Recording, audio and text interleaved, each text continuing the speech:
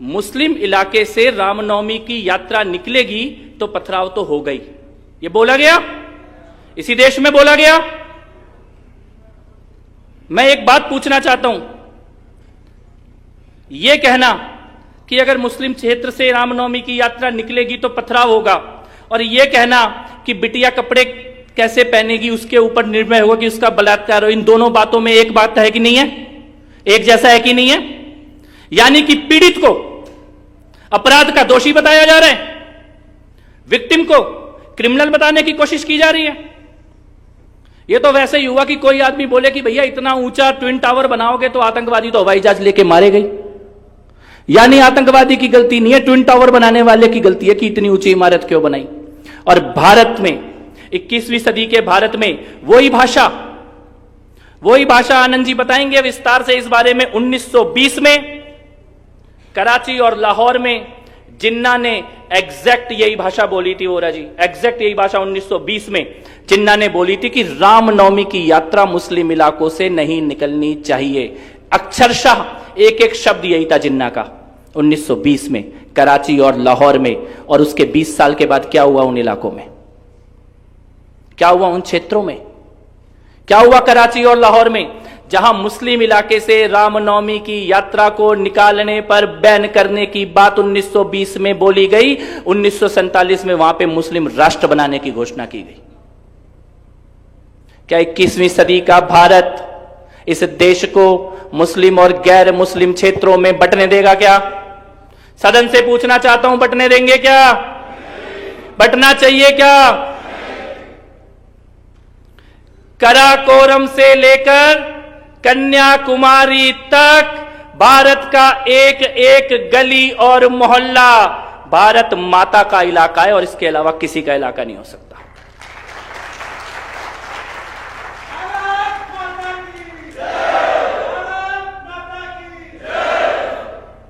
नवोन्मेष के माध्यम से यह प्रयास किया जाएगा और यह प्रतिवर्ष किया जाएगा।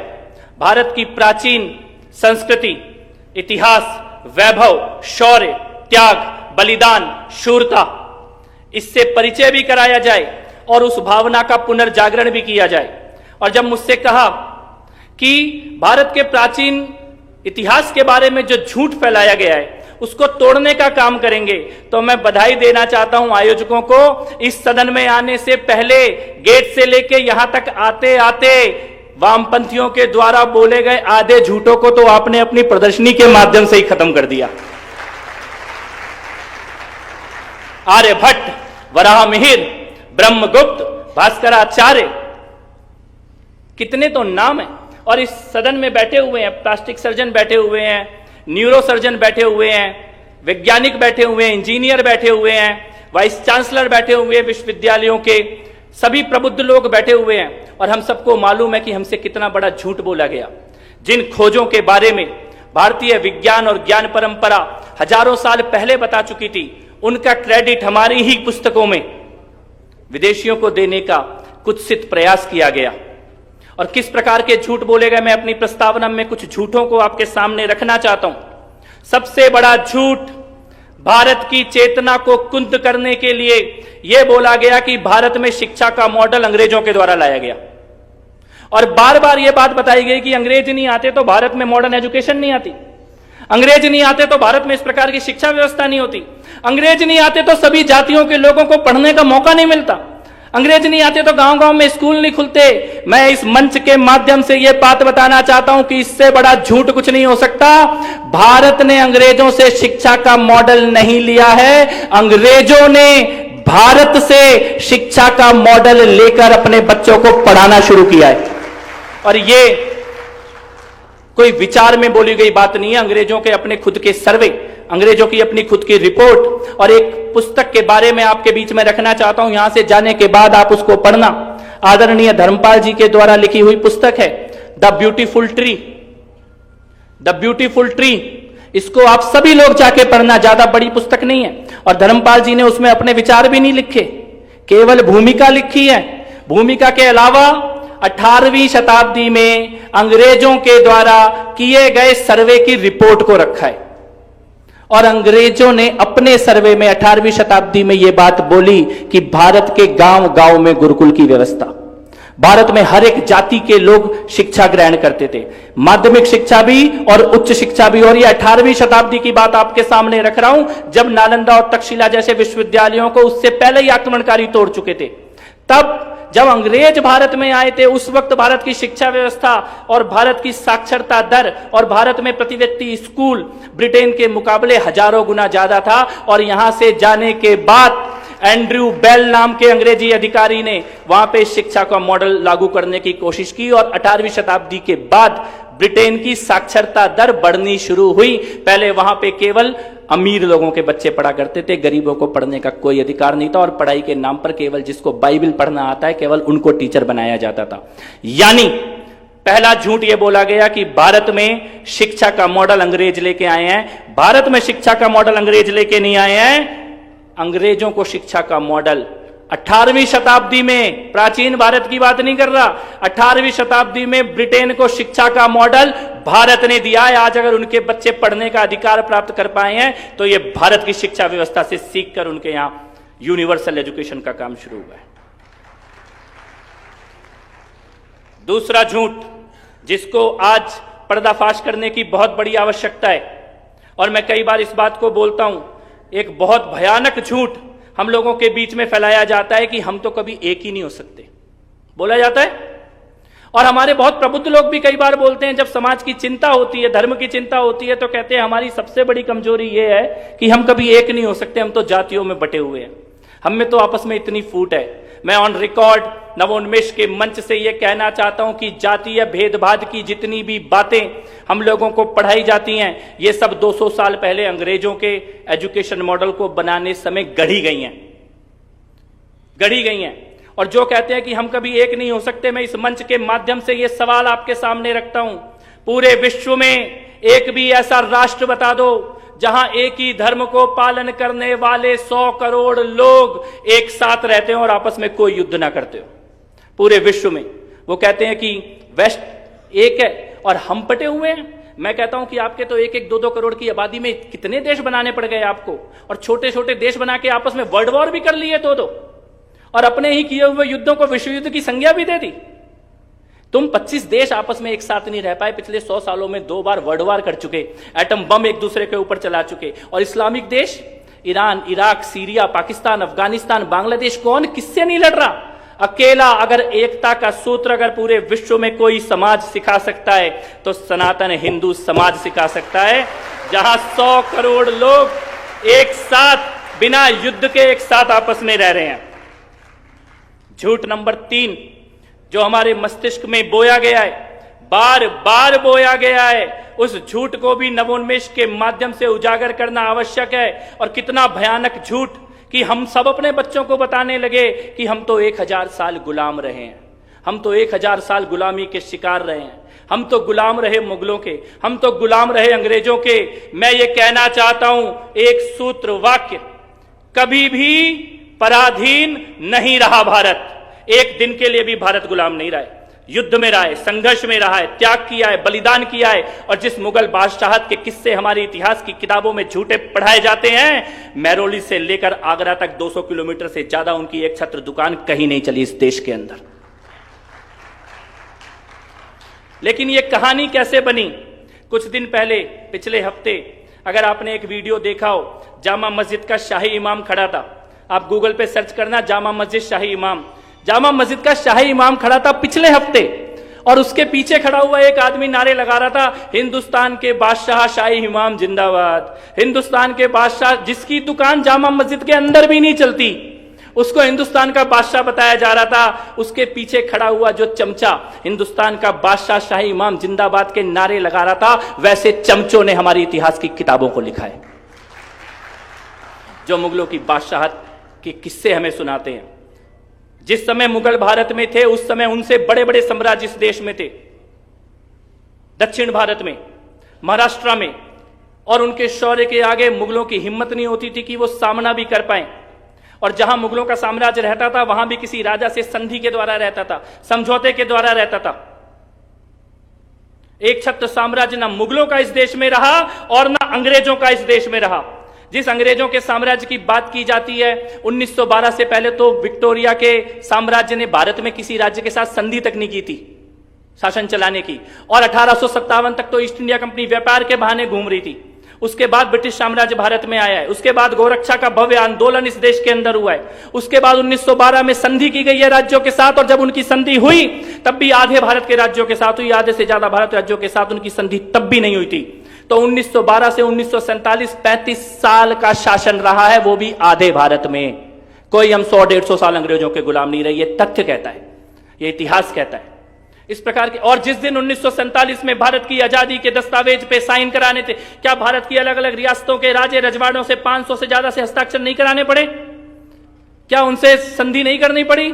यानी उस समय 1947 में उन 500 लोगों की अपने अपनी जमीन पर अधिकार था, अपने अपने यहां पे सत्ता थी, अपने अपने राज्यों के मालिक थे, और उन 500 में से कितने मुगल थे? मुट्ठी भर भी नहीं थे। यह इस भारत का सत्य इतिहास है। लेकिन वामपंथी और जिहादी मानसिकता ने हमें हीनता में, ग्लानि में डुबोने के लिए यह झूठा इतिहास पढ़ाया कि हम 1000 साल गुलाम रहे। भारत एक दिन भी गुलाम नहीं रहा, कभी भी पराधीन नहीं रहा भारत। ये सूत्रवाक नवोन्मेष के माध्यम से भारतीय जागरण का हिस्सा बने। इसके बाद सबसे बड़ा झूठ जो मैं इस मंच के माध्यम से कहना चाहता हूं और जो आज बार बार रिपीट किया जा रहा है, हमारी आंखों में आंख डाल के सवाल किया जाता है कि आजादी की लड़ाई के समय तुम कहां थे, तुम्हारे पूर्वज कहां थे? और एक झूठ बेचा जाता है कि कांग्रेस ने भारत का स्वाधीनता संग्राम लड़ा, कांग्रेस ने भारत की आजादी की लड़ाई लड़ी। इससे बड़ा झूठ कुछ नहीं हो सकता। कांग्रेस ने कोई आजादी की लड़ाई और स्वाधीनता संग्राम नहीं लड़ा। कांग्रेस ने अंग्रेजों के साथ सौदेबाजी करके राष्ट्रवादियों को सत्ता से बाहर रखने की साजिश के लिए कांग्रेस की स्थापना की गई थी।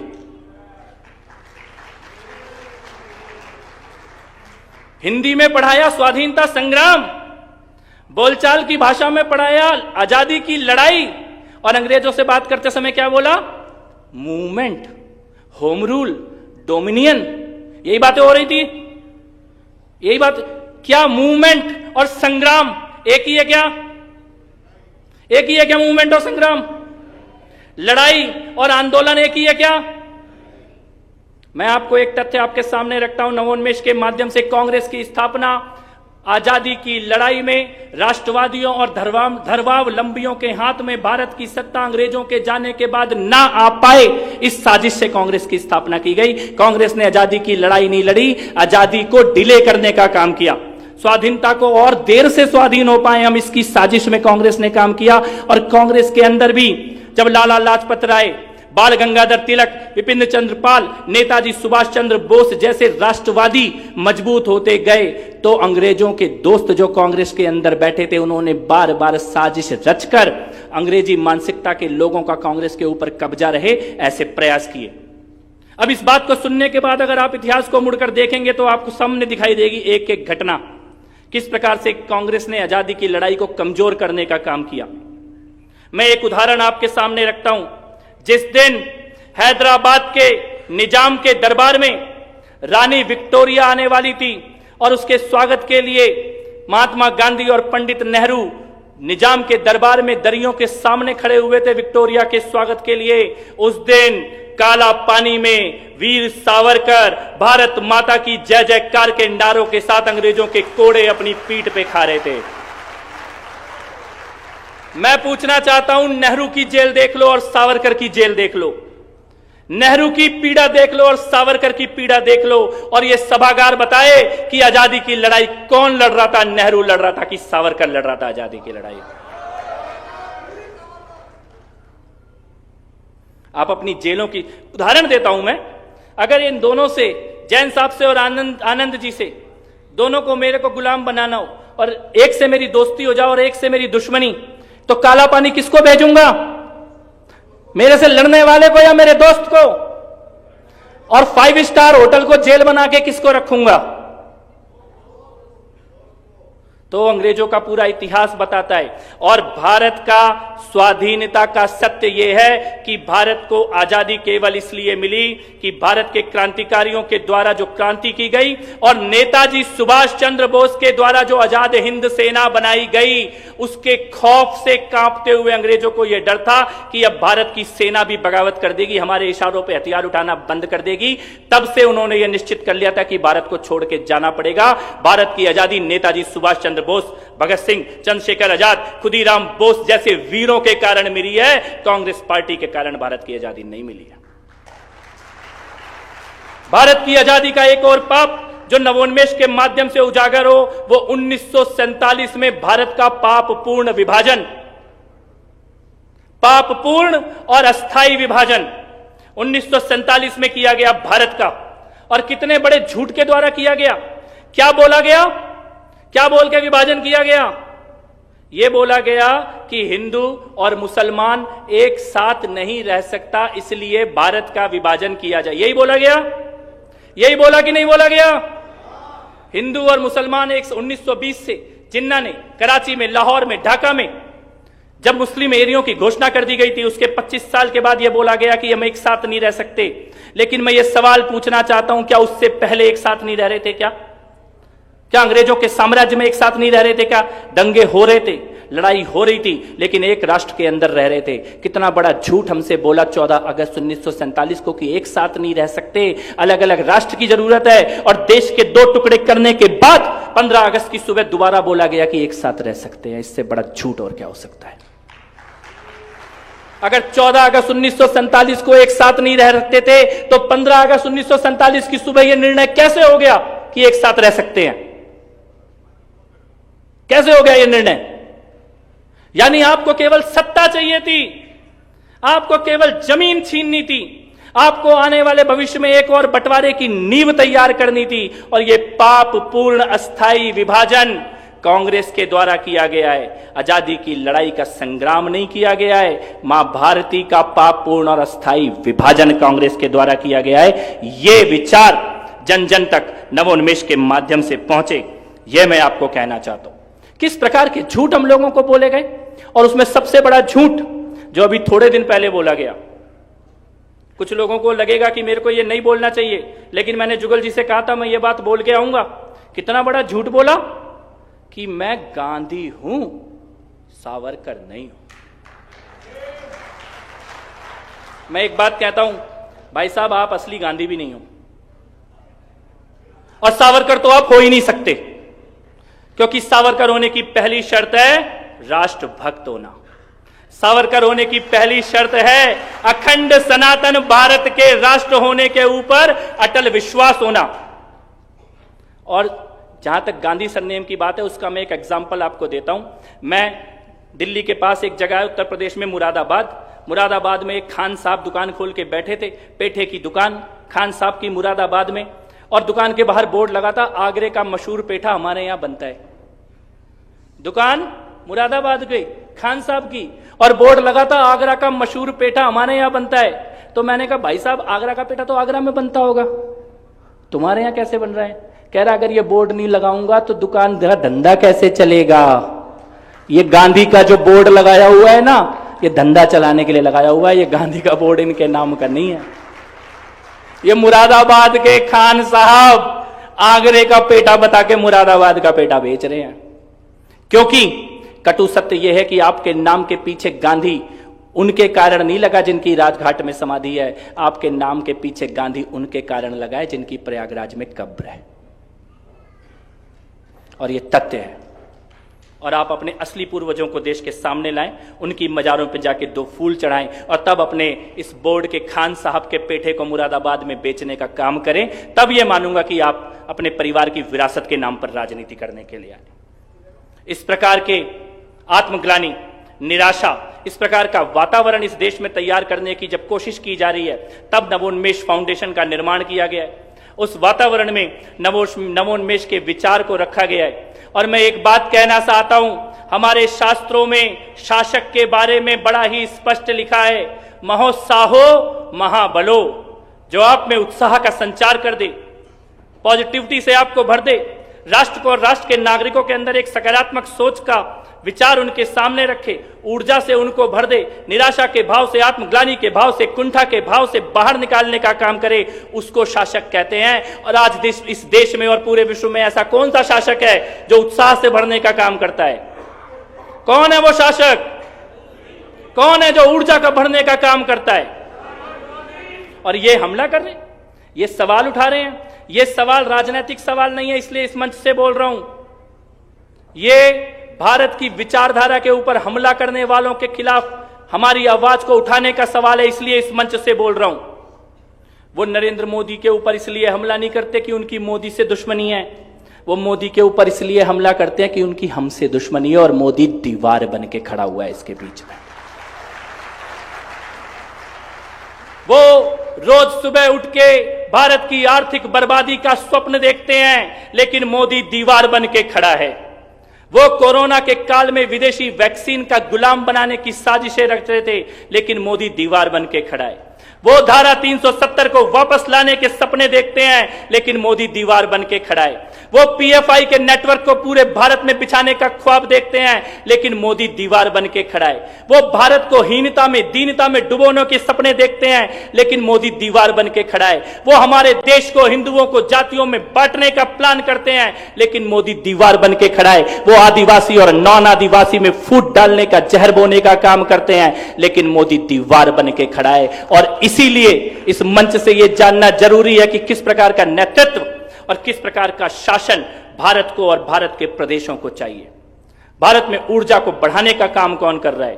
और मैं ये कहना चाहता हूं कि जो भी हमें जातियों में बांटने की साजिश रचे, जो भी हमारी कमियों को ज्यादा बढ़ा बनाकर बताए और हमारे गुणों के बारे में चर्चा भी ना करे, जो भी ये चाहे कि समाज में निराशा और हीनता की भावना से समाज भर जाए, युवाओं में निराशा की भावना भर जाए, ऐसा प्रत्येक शासक और राजनेता पापपूर्ण राजनीति कर रहा है। और ऐसे सभी चोरों को एक ही डर है कि चौकीदार को हटाओ। इन सभी चोरों का एक ही नारा है कि चौकीदार को हटाओ। उनकी चौकीदार से दुश्मनी नहीं है, उनकी दुश्मनी आपकी तिजोरी से है। चौकीदार के हटते ही आपकी तिजोरी में हाथ मारने की चालाकी करना चाहते हैं, इसलिए आपके और हमारे बीच में खड़े होकर रोते हैं, चौकीदार को हटाओ। इस साजिश को समझने के लिए भारत की सनातन परंपरा के पुनर्जागरण की ये जो साजिश हो रही है, उसको रोकने की आज राम जी का भव्य मंदिर बन रहा है। और जिन लोगों ने ये कहा था कि रामलला टेंट में रहेंगे, राम होते ही नहीं है और तब बड़े बड़े बंगलों में रहते थे, जब रामलला भव्य मंदिर में जा रहे हैं तो उन लोगों के बंगले खाली कराए जा रहे हैं। अब पूछना चाहता हूं,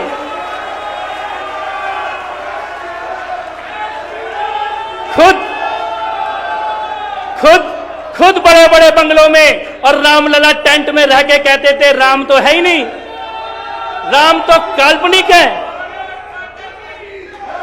क्या कहते थे? खुद बड़े बड़े बंगलों में, रामलला टेंट में, और सुप्रीम कोर्ट में एफिडेविट, राम तो थे ही नहीं, राम तो काल्पनिक है, राम रावण का युद्ध कभी नहीं हुआ, राम सेतु जैसी इस प्रकार के एफिडेविट देने वालों, अब पूछता हूं राम थे कि नहीं थे? अब बताओ। रामलला का भव्य मंदिर बन के तैयार है और तुम्हारे पास रहने के लिए अब घर नहीं रहने वाला। अब बताओ राम वास्तविक है कि काल्पनिक है? अब बताओ रामलला है कि नहीं है? अब बताओ राम सेतु था कि नहीं था? भारत की राजनीतिक सामाजिक चेतना के पुनर्जागरण के इस दौर में नवोन्मेष का जो विचार रखा गया है, उसके पीछे एक और कारण है। हम ये सब बाई चांस नहीं हुआ, ये सब किसी गलती के कारण नहीं हुआ कि उन लोगों ने ऐसा जहर फैलाया और हम काट नहीं पाए। एक इकोसिस्टम बनाया गया, एक वामपंथी और जिहादी इकोसिस्टम बनाया गया, और नवोन्मेष इस लक्ष्य के साथ काम कर रही है कि हम उस इकोसिस्टम को काउंटर करने के लिए एक विचार का काउंटर इकोसिस्टम तैयार करें। मैं इकोसिस्टम के दो छोटे छोटे उदाहरण आपके सामने रखूंगा, जिससे आपको समझ में आएगा कि इकोसिस्टम कितना जहरीला है। सबसे पहला उदाहरण, पिछले साल रामनवमी के दिन दिल्ली के जहांगीरपुरी में रामनवमी के जुलूस के ऊपर हमला होता है, पथराव होता है। दिल्ली पुलिस के एक सब इंस्पेक्टर को गोली लगती है, कई लोग उस पथराव में घायल होते हैं, निहत्थे राम सेवक घायल होते हैं। दिल्ली की पुलिस जहांगीरपुरी के कबाड़ी को गिरफ्तार करती है, अंसार नाम का कबाड़ी। शाम को 8 बजे दिल्ली की पुलिस उसको गिरफ्तार करती है महेंद्र जी। सुबह 9 बजे देश की सबसे बड़ी अदालत में, सुप्रीम कोर्ट में, देश के सबसे बड़े बड़े 5 वकील जहांगीरपुरी के कबाड़ी के लिए जाके खड़े होते हैं। शेम से भी ज्यादा भयानक बात यह है, जो उस वक्त हमने सोची कि यह जहांगीरपुरी का कबाड़ी अंसार पत्थर चलाने वाला, इसके पास इतने बड़े बड़े वकील कहां से आ गए?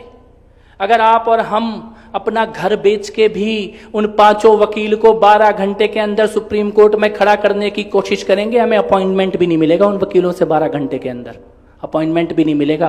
पैसा तो होगा ही नहीं, पैसा आ भी गया कहीं से घर बार बेच के, तब भी अपॉइंटमेंट भी नहीं मिलेगा। लेकिन जहांगीरपुरी के कबाड़ी के लिए देश के 5 सबसे बड़े वकील 12 घंटे के अंदर देश की सबसे बड़ी अदालत में खड़े थे। तब हमने ये सोचा कि ये कैसे संभव है, कैसे, कौन है वो लोग जो अंसार को इतने बड़े बड़े वकील दे रहे हैं? तो एक नाम सामने आया, जमीयत उलेमाए हिंद। जमीयत उलेमाए हिंद ने जहांगीरपुरी के अंसार के लिए देश के सबसे बड़े बड़े वकील खड़े कर दिए थे। तो हमने सोचा कि जमीयत उलेमाए हिंद क्या है, इसके बारे में जानने की कोशिश की जाए। इनके पास इतना पैसा कहां से आ रहा है? तो पता लगा, अहमदाबाद में जो बम ब्लास्ट हुए थे, आतंकवादी हमले हुए थे, जिन आतंकवादी हमलों में पुलिस ने आतंकवादियों को न केवल पकड़ा बल्कि सबूतों के साथ कोर्ट में ले जाके उनका गुनाह साबित करके सजा दिला दी 36 लोगों को। उन 36 के 36 लोगों का सजा याफ्ता कन्विक्टेड टेररिस्ट आतंकवादियों का केस लड़ने का काम अगर कोई कर रहा है तो जमीयत उलेमाए हिंद कर रही है। यानी जो संस्था आतंकवादियों का केस ऑन रिकॉर्ड लड़ रही है, वो इस संस्था जहांगीरपुरी के कबाड़ी अंसार का केस लड़ रही है। ये इकोसिस्टम है। और उसके पास पैसा कहां से आता है? बड़ा सोचने का विषय है। आप लोग इस विचार को यहां से लेके जाना, जमीयत उलेमाए हिंद के पास पैसा कहां से आता है? इस देश में हलाल का जो भी प्रोडक्ट, और हलाल केवल नॉनवेज प्रोडक्ट नहीं है, अगर आप अभी गूगल पे सर्च करेंगे तो हलाल में वेज, नॉनवेज, यहां तक कि आपका ये पेन, पेपर, कॉपी, बिल्डिंग, इमारत, रियल एस्टेट, फोन, इन सब तक को हलाल के सर्टिफिकेशन का जो भी पैसा जाता है वो सारा का सारा पैसा जमीयत उलेमाए हिंद के पास जाता है। यानी कि आप अपने बाल कटाने के पैसे से अपनी गर्दन कटाने की फंडिंग कर रहे हैं। इसको कहते हैं इकोसिस्टम। क्या इसको काउंट? और दूसरा एग्जाम्पल दिल्ली के दंगों का। दिल्ली के दंगों में शाहरुख पठान की फोटो आप सबने देखी होगी, जो बंदूक लेके पुलिस वाले के माथे पे बंदूक लगा के खड़ा था। शाहरुख पठान, दुनिया के पास उसकी फोटो थी, उसका वीडियो था, उसका नाम था। लेकिन रात को 9 बजे प्राइम टाइम पे रवीश कुमार आता है, रात को 9 बजे शाहरुख पठान की फोटो दिखाता है, उसका वीडियो दिखाता है और उसका नाम अनुराग मिश्रा बताता है। जब दिल्ली जल रही थी तब इतना बड़ा झूठ रात को प्राइम टाइम पे टीवी पे बोला जा रहा था। इसको कहते हैं इकोसिस्टम।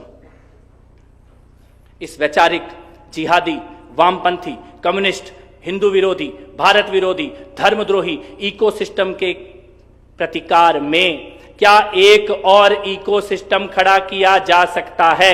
इस प्रश्न के साथ और इसी मार्ग पे आगे बढ़ने के उद्देश्य से नवोन्मेष की स्थापना की गई है। आने वाले समय में प्रतिवर्ष इस प्रकार के कार्यक्रम होंगे। राजस्थान में और देश में और जगह जगह इस प्रकार के संवादों को और विचार के कार्यक्रमों को रखा जाए, ऐसी मैं कामना करता हूं। और अंत में मैं केवल इतना कहना चाहता हूं कि नमन नवोन्मेष के सभी संस्थापकों को, आज के कार्यक्रम के आयोजकों को। आने वाले सत्रों की तरफ हम लोग बहुत ही सकारात्मकता से देख रहे हैं। तो आइए, बदलते हुए भारत में भारत की राजनीतिक स्वाधीनता का दौर शुरू हो चुका है। नैतिक, धार्मिक और वैचारिक स्वाधीनता की तरफ चलने की और एक साथ सूत्रपात करें। भारत माता का एक बार जोरदार जयकार करें। भारत माता की, भारत माता की।